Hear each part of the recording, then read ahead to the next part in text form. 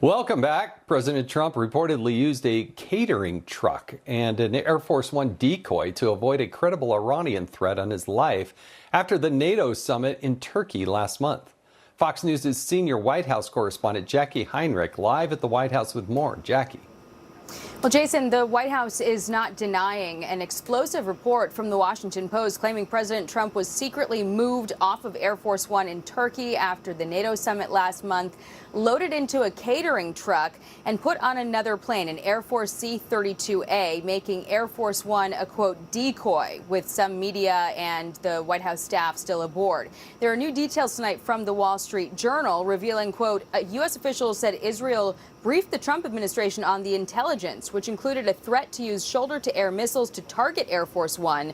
Some of the president's top aides stayed on Air Force One, including Secretary of State Marco Rubio, the official said. Video shows the president boarding Air Force One at 1:25 p.m. local time, July 8th, briefly waving. About a minute later, at the rear of the plane, the press begin to board. 4 minutes later, the catering truck pulls away from the plane on the opposite side. Hours later, after landing in the UK to refuel, the president steps off the plane. He reportedly did not fly there in, and later takes questions from reporters about why they were told to keep their window shades down. Do you know why they had us close our window blinds? That was inaugurated. Well, yeah, because you're, probably on a dangerous flight because of the sleaze bags that we have to deal with. Were you aware of any credible threat by Iran against your? Well, I have a threat all the time. I'm number one on their list before you. But if I go, you go. Right? Analysts say this reported threat to staff and also the press aboard the decoy plane may be overstated.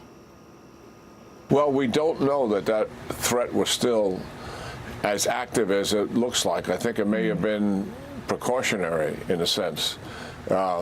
In terms of disrupting the threat. That plane obviously still flew in that air defense bubble and was protected. Yes. The president has faced several attempts on his life, including most recently at the White House Correspondents' Dinner. Jason. Jackie Heinrich live at the White House. Thank you. Thanks. Now, listen to this.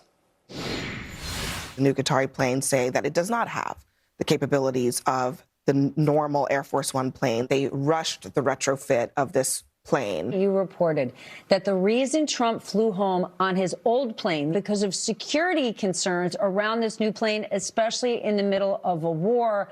Dare I say, no duh. This thing has been so rushed. There have been many concerns raised by our sources. The Qatari jet has a wonderful paint job, but apparently it's not as secure as the old plane. The lack of three things that caused him to fly home on the older Air Force One. It is very clear that the Qatari jet definitely lacks that capability. It seems apparent that it is not up to the security standards.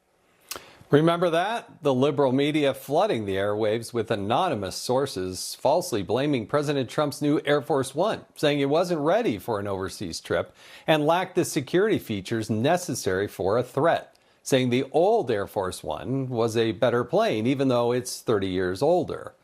But now we know the president didn't take either plane, that it was actually a shell game organized by America's amazing security officials. Let's welcome former U.S. Army Captain Doug Truax.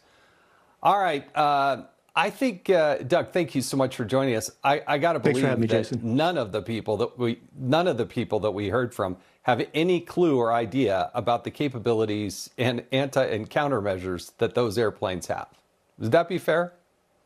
Oh, absolutely. And I think this is a great example, again, of the media having Trump derangement syndrome. They kind of act like, well, why didn't he tell us what's going on here, which defeats the entire purpose of the operation. And ironically, you think about this, it happened a couple of years ago. If it was Barack Obama, the media would have been fawning over, oh, this administration is so smart and this daring move and it's so bold. And, they would have been filming it all differently and talking about it all differently. And instead, we got the situation where they just can't help themselves. Here's a president who's been, shot at every other thing. And it's a dangerous game we're playing with the Iranians, obviously. And so he's got to do what he's got to do. And so you think back to the Obama years, it would have been crazy how these guys would have acted. And then even through the Biden years, I don't think anybody would have The Iranians wouldn't have gone after Biden because, he wasn't in charge anyway.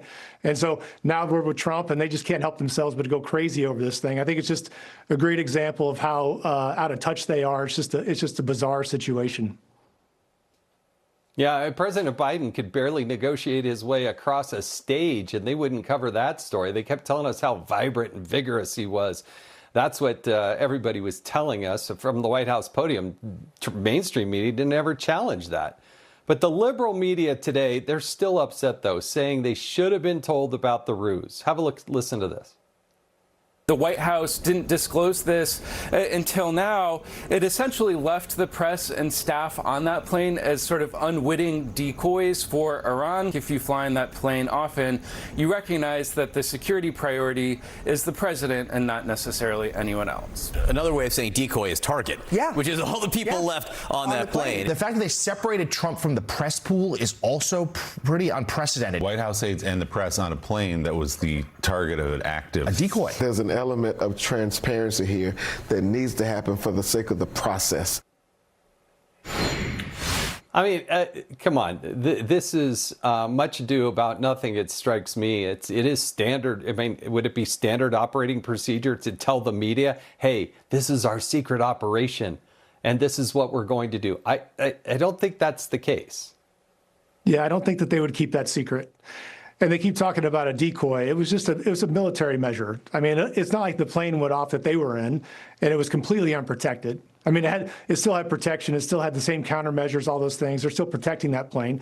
There was just another plane that was where they're protecting more, and it was the president's, which is appropriate.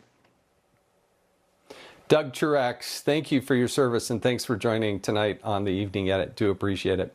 All right, still ahead. Thanks, Jason.